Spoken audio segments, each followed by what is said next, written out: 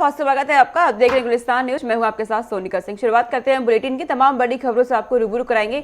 सीधा उत्तराखंड लिए चलते हैं। आज उत्तराखंड विधानसभा सत्र का 5वां दिन है और बेहद अहम आज का दिन रहने वाला है, क्योंकि 5वां दिन और अंतिम दिन है और आज भी हंगामे के आसार जताए जा रहे हैं। बड़ी जानकारी, उत्तराखंड विधानसभा की मानसून सत्र का 5वां दिन है। आज सुबह 11 बजे शुरू होगी सदन की कार्यवाही।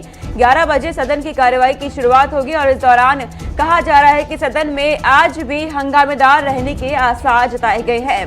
विपक्षी पार्टियों की तरफ से लगातार महंगाई, बेरोजगारी समेत कई मुद्दों पर हंगामे किए जा रहे हैं। बीते दिन भी देखा गया विपक्षी पार्टियां, कांग्रेस साइकिल पर सवार होकर सदन तक पहुंची और हंगामे किए गए तमाम मुद्दों को लेकर, और आज एक बार फिर से हंगामे के आसार जताए जा रहे हैं। हालांकि इसी बीच उत्तराखंड सरकार की तरफ से तमाम मुद्दों को सामने रखा गया है, प्रस्तावों को पेश किया गया है। सीएम पुष्कर सिंह धामी ने कई तरह की घोषणाएं की हैं। बिजली विभाग को लेकर, शहरी विकास और परिवहन विभाग को लेकर तमाम तरह की उनकी तरफ से घोषणाएं की गई हैं। लेकिन विपक्षी पार्टियां लगातार महंगाई के मुद्दे को लेकर के बीजेपी सरकार को घेर रही है। तमाम मुद्दों को लेकर विपक्षी पार्टियों की तरफ से प्रदर्शन देखा जा रहा है और आज 5वां दिन है उत्तराखंड विधानसभा के मानसून सत्र का। सुबह 11 बजे कार्यवाही की शुरुआत होगी और इस दौरान देखा जाएगा कि किस मुद्दों पर आज विपक्ष सरकार को घेरने वाली है और सरकार की तरफ से किन प्रस्तावों को रखा जाएगा, क्योंकि आज बेहद अहम दिन माना जा रहा है, क्योंकि 5वां और अंतिम दिन है आज। ज्यादा जानकारी के साथ हमारे संवाददाता नवीन शुक्ला हमारे साथ जुड़ गए हैं। सीधे उनका रुख करेंगे। नवीन, आज 5वां दिन है विधानसभा सत्र का, आज क्या कुछ रहने वाला है और कितना अहम आज का दिन?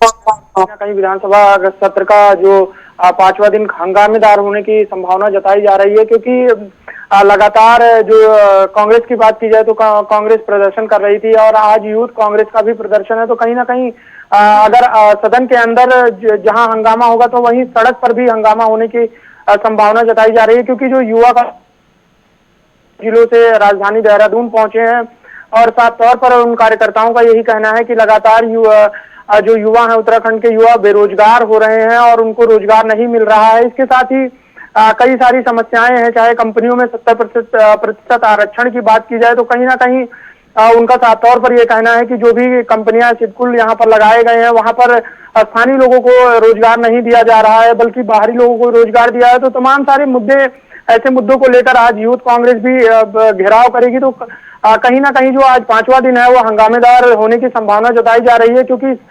सदन से बाहर जहां कांग्रेस के द्वारा प्रदर्शन किया जाएगा तो वहीं सदन के अंदर जो विपक्ष है वो अभी हंगामा करने की पूरी कोशिश करेगा, क्योंकि आज 5वां दिन है और यह सत्र लास्ट सत्र कहा जा रहा है। तो कहीं ना कहीं हंगामेदार होने की संभावना जताई जा रही है। लेकिन नवीन, विपक्षी पार्टियां तो लगातार महंगाई के मुद्दे पर सत्ता पक्ष को घेर रही है, लेकिन सत्ता पक्ष कह रहे हैं कि महंगाई राज्य में पूरी तरीके से नियंत्रण में है। जी, निश्चित तौर पर सरकार का साफ तौर पर यह कहना है कि जो भी कार्य किए जा रहे हैं वो उत्तराखंड के लोगों को ध्यान में रखकर किए जा रहे हैं। इसके साथ ही अगर महंगाई की बात की जाए तो साफ तौर पर प्रवक्ता का भी यही कहना था, बीजेपी प्रवक्ता, उन्होंने भी साफ तौर पर ये कहा था कि जहां जहां पर बीजेपी की सरकार है वहां पर महंगाई पे अंकुश जरूर लगाया गया है, चाहे डीजल पेट्रोल की बात की जाए या फिर अन्य चीजों की बात की जाए, तो कहीं ना कहीं महंगाई पर विराम जरूर लगाया गया है। और अन्य राज्यों की अपेक्षा जो बीजेपी में जहां सरकार है वहां पर महंगाई नहीं है। तो साफ तौर पर, लेकिन सबसे बड़ी बात पक्ष और विपक्ष की बात चल रही है। पक्ष और विपक्ष आरोप और प्रत्यारोप लगा रहे हैं और इसके साथ ही आज विधानसभा में भी इन मुद्दों पर भी चर्चा हो सकती है कि किस तरीके से महंगाई पर अंकुश लगाया जाए, या फिर स्थानीय रोजगार की बात की जाए, स्थानीय युवाओं के रोजगार की बात की जाए, किस तरीके से रोजगार मिलेगा, चाहे कंपनियों की बात की जाए या राज्य सरकार द्वारा किस तरीके से रोजगार दिया जाए। तो तमाम सारे ऐसे मुद्दे हैं जिनको लेकर आज पक्ष और विपक्ष में घमासान होने वाला है। सदन के बाहर और सदन के अंदर दोनों जगह आज पूरी तरीके से घमासान होने की संभावना है। पूरी रणनीति के तहत कार्य किया जा रहा है। नवीन, चौथे दिन देखा गया कि विपक्षी पार्टी साइकिल पर सवार होकर सदन तक पहुंची। क्या आज 5वें दिन भी ऐसे ही किसी तस्वीर के संकेत? जी, निश्चित तौर पर विपक्ष का काम है लगातार अन्य माध्यमों से भी करता है। कल वो साइकिल से आए थे और आज कोई अन्य माध्यम जरूर होगा, क्योंकि विरोध प्रदर्शन जरूरी है, क्योंकि सरकार से अपनी बात को कहने के लिए एक माध्यम माना जाता है कि एक अलग तरीके से कार्य किया जाए जिससे कि सरकार को अपनी बातें बताई जा सके। तो कहीं ना कहीं विपक्ष पूरी रणनीति के तहत है। अब अभी 11 बजे के करीब में कार्यवाही शुरू होगी, तो कि किस तरीके से विपक्ष पहुंचेगा, साइकिल से पहुंचेगा या फिर अन्य माध्यमों से पहुंचेगा, वो तो 11 बजे जब सदन की कार्यवाही शुरू होगी तब पता चलेगा। लेकिन सबसे बड़ी बात यही है कि जो आज का मुद्दा रहेगा महंगाई को लेकर और अन्य सारे जो बेरोजगारी को लेकर, युवाओं के बेरोजगारी को लेकर और जो रोजगार को देने के क्षेत्र में आज पूरी तरीके से विपक्ष ने रणनीति बनाई है। और बाहर, सदन के बाहर युवा खड़े हैं, कांग्रेस के युवा आए हैं, तमाम सारे जिलों से युवा पहुंचे हुए हैं। तो कहीं ना कहीं एक बड़ी संभावना जताई जा रही है कि आज जो विधानसभा का सत्र होगा वो हंगामेदार होगा। बिल्कुल नवीन, हालांकि 11 बजे जब कार्यवाही की शुरुआत होगी तो पता चलेगा कि किस तरह की तस्वीरें देखने को मिलेंगी। बहुत शुक्रिया नवीन, तमाम जानकारी हमारे दर्शकों तक पहुंचाने के लिए। तो उत्तराखंड विधानसभा का मानसून सत्र चल रहा है और इसी बीच कांग्रेस ने कोरोना को लेकर के सरकार को घेरने की शुरुआत कर दी है। कांग्रेस पार्टी कोरोना के मुद्दे को लेकर सरकार को घेर रही है। विपक्ष ने कांग्रेस पर सरकार को घेरा है। बड़ी जानकारी इस वक्त की आपको दे रहे हैं। कांग्रेस की तरफ से कहा गया है कि कोरोना में व्यवस्था को सुधारने में नाकामयाब रही है उत्तराखंड सरकार। सरकार ने दिया जवाब इस पर, कहा है कि कोरोना रिकवरी रेट 97% हो गया है। ये स्वास्थ्य मंत्री की तरफ से कहा गया है। साथ ही स्वास्थ्य मंत्री ने यह भी कहा है कि 80 लाख लोगों को वैक्सीन लग चुकी है। जिस तरीके से लगातार कांग्रेस पार्टी सरकार को घेर रही है कोरोना काल में कई मुद्दों को लेकर के, उस पे बीजेपी की तरफ से ये जवाब दिया गया है कि स्वास्थ्य मंत्री ने कहा है कि 97% रिकवरी रेट पहुंच गया है और 80 लाख लोगों को वैक्सीन लग चुकी है। लेकिन विपक्षी पार्टियां लगातार सरकार को घेरने में लगी हैं। इससे पहले कोरोना काल में जिस तरीके से हरिद्वार में देखा गया फर्जीवाड़े का मामला, उस पर भी विपक्षी पार्टियां घेर रही है सरकार को। माननीय प्रधानमंत्री जी का, देश के स्वास्थ्य मंत्री जी का, मुख्यमंत्री जी का धन्यवाद देना चाहता हूं कि हमारे राज्य में आज तक लगभग 80 लाख लोगों पे वैक्सीनेशन का काम पूरा हो चुका है और देश में हमारे 2 जिले टॉप 1 पे आए हैं कि हमने 100% वैक्सीनेशन वहां पूरा कर दिया है। हमारी सरकार द्वारा 67 लाख से ज्यादा लोगों का जो है कोरोना की जांच कराई गई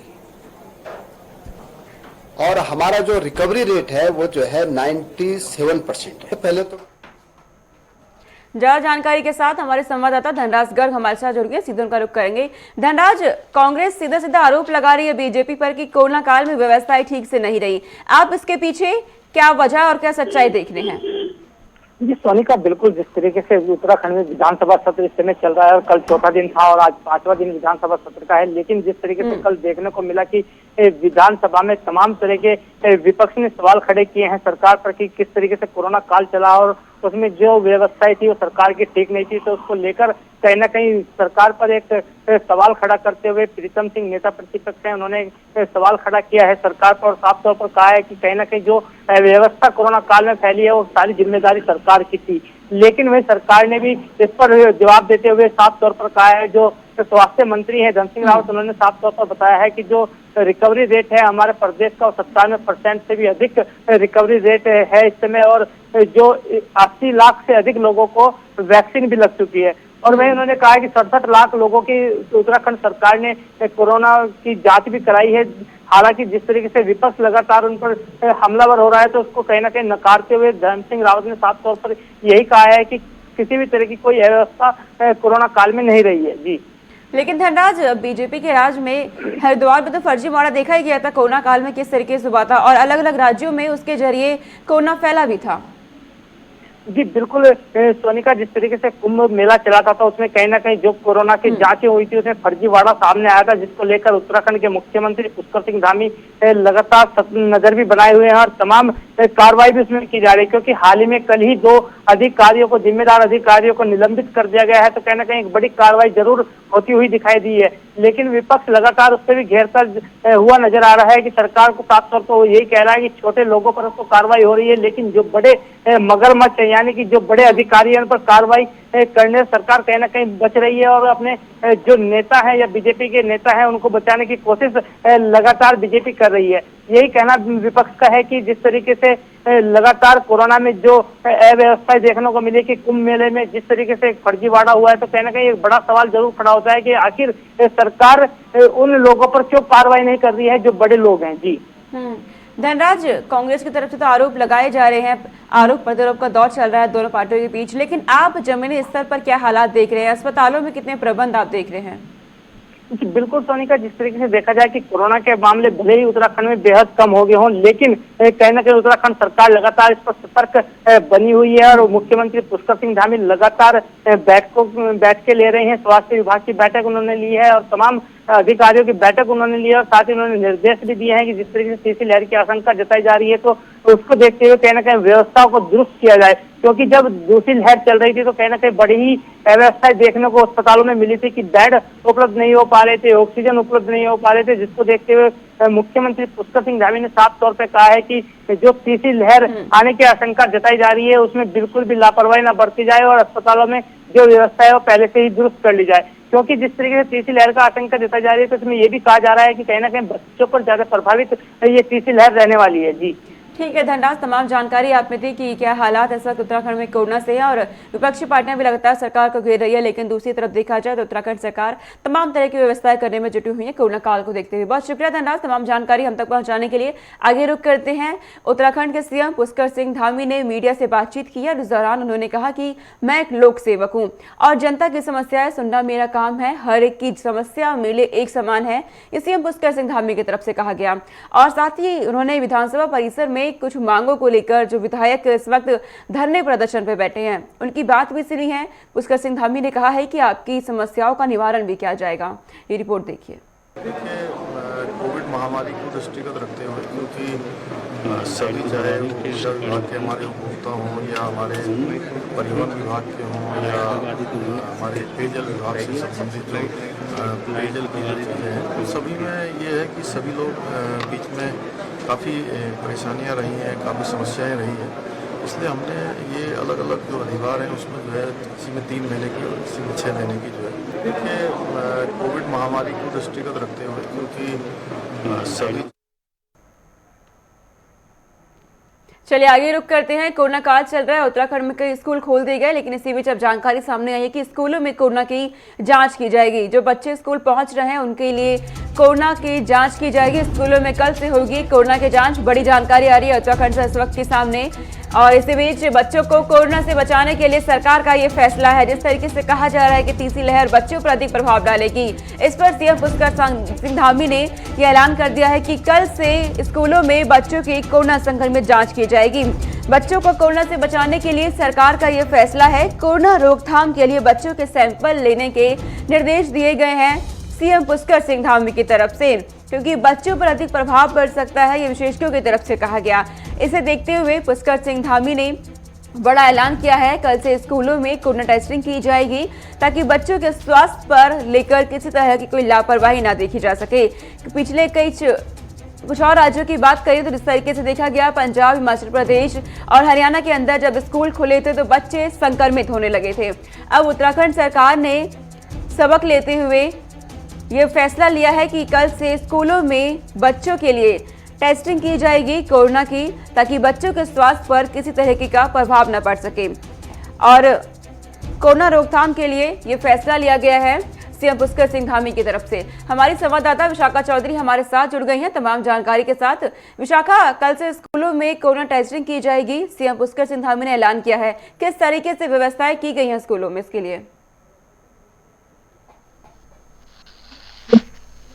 संक्रमित जो बच्चे हैं वो मिले हैं और उसके बाद उन राज्यों के द्वारा जो कदम उठाए गए हैं, जिस तरीके से हरियाणा सरकार का कदम है कि बच्चों को जब स्कूल एंट्रेंस गेट पर ही उनकी टेस्टिंग की जा रही है, इसी को लेकर उत्तराखंड सरकार ने भी यह फैसला लिया है और जो बेहद ही अच्छा फैसला है। जिस तरीके से अभी पिछले 1 महीने से लगातार राज्य में स्कूल खुल गए हैं और अभिभावक खास तौर पर अभी जो बच्चों को स्कूल भेजने से कहीं ना कहीं डर रहे हैं, जिसके बाद सरकार का यह फैसला अहम है, क्योंकि जो बच्चों का अगर कोरोना टेस्ट पहले ही किया जाएगा, एक तरीके से क्लासरूम में जब एंटर होंगे उससे पहले किया जाएगा, तो कहीं ना कहीं जो खतरा है वो कुछ कम होगा और अभिभावक जो डर रहे हैं कि हो सकता है स्कूल में जो संक्रमित बच्चे हैं वो भी प्रेजेंट हो, तो उसको लेकर जो अभिभावकों का डर है वो भी खत्म होगा। और जो 100% फैसला है सरकार का स्कूलों को खोलने का, ऑनलाइन शिक्षा को एक तरीके से अब बंद कर जो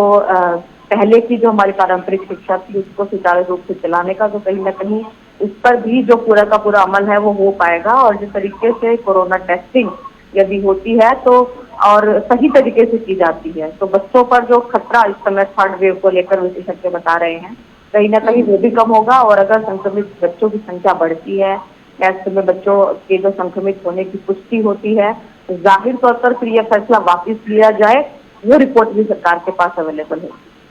विशाखा, सरकार ने फैसला तो ले लिया है कि बच्चों की कोरोना टेस्टिंग की जाएगी स्कूलों के अंदर, लेकिन आप क्या देख पाती हैं कि कितने बच्चों की संख्या वे स्कूल पहुंच रहे हैं? क्या अभिभावक स्कूल भेजने के लिए पूरी तरीके से तैयार नजर आते हैं? क्या अभिभावक भेज रहे हैं बच्चों को स्कूल?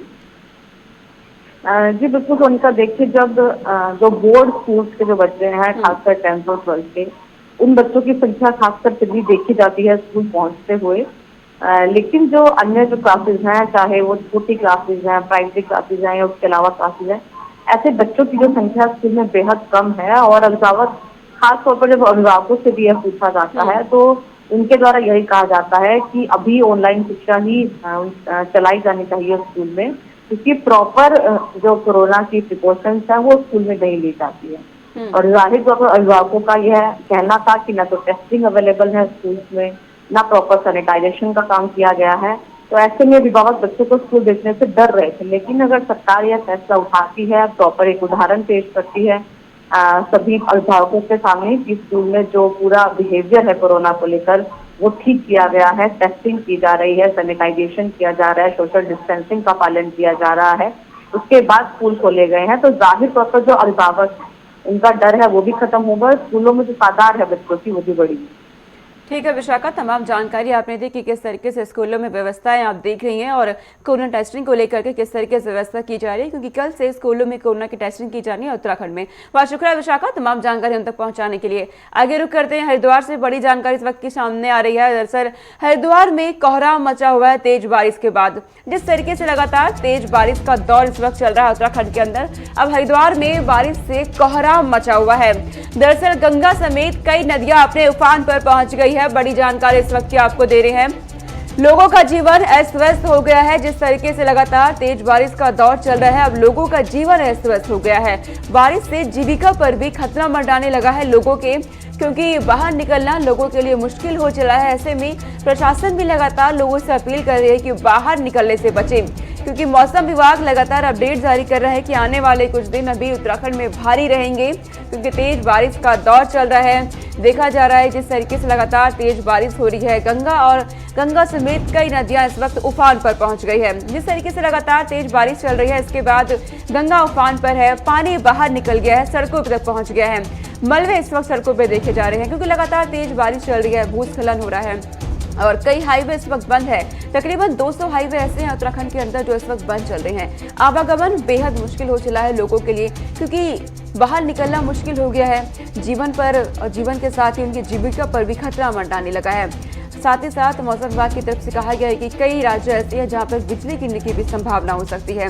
मौसम की जानकारी में आपको बता दें कि लगातार उत्तराखंड का मौसम पल पल बदल रहा है। तस्वीर आप देखिए किस तरीके से मौसम लगातार करवट ले रहा है उत्तराखंड का, क्योंकि लगातार तेज बारिश का दौर देखा जा रहा है उत्तराखंड के अंदर।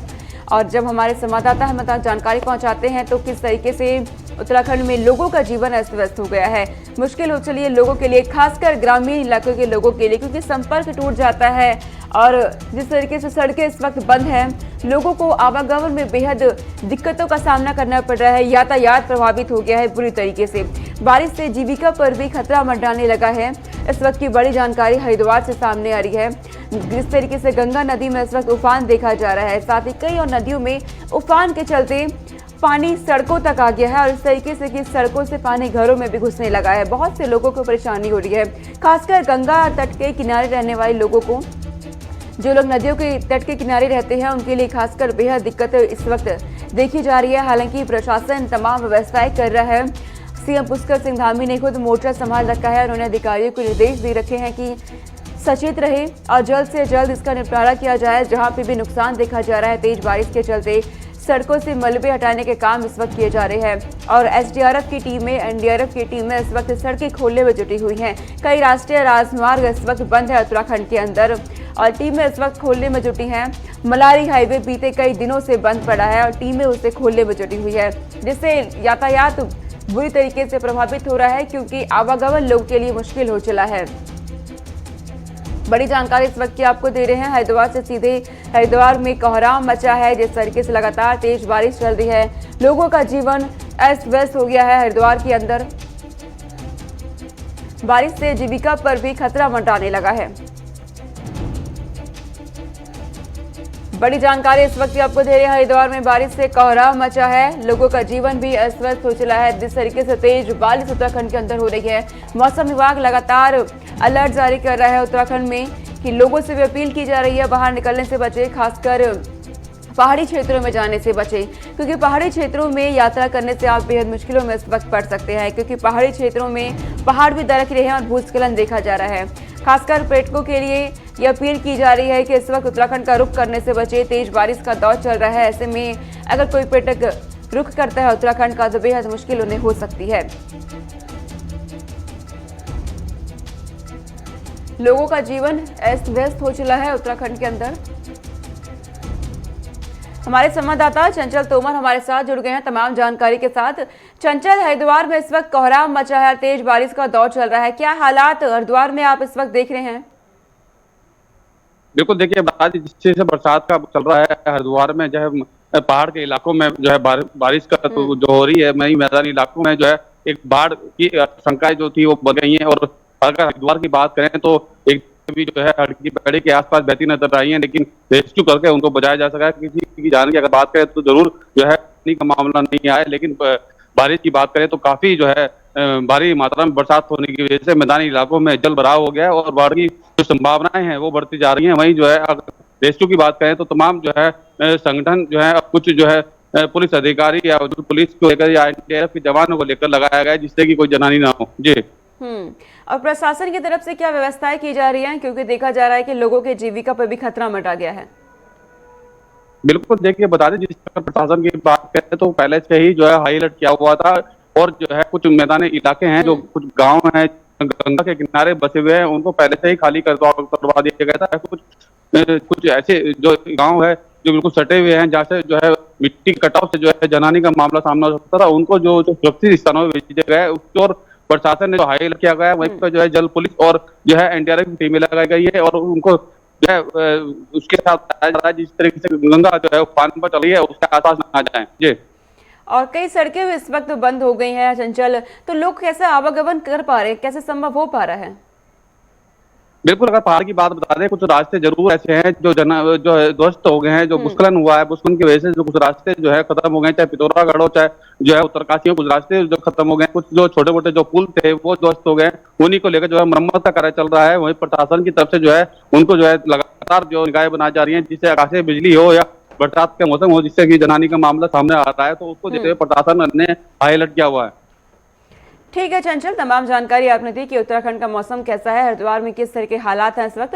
बहुत शुक्रिया तमाम जानकारी पहुंचाने के लिए। तो उत्तराखंड से जानकारी आपको दे रहे थे। लगातार तेज बारिश का दौर चल रहा है और हरिद्वार में इस वक्त कोहराम मचा है, लोगों का जीवन भी अस्त व्यस्त हो गया है। ऐसे में अगर आप उत्तराखंड का रुख करना चाह रहे हैं तो संभल जाएं, क्योंकि उत्तराखंड में इस वक्त तेज बारिश हो रही है और बेहद मुश्किलें लोगों को हो रही है। तो चलिए इस बुलेटिन में इतना ही। देश और दुनिया की तमाम खबरों के लिए देखते रहिए गुलिस्तान न्यूज। नमस्कार।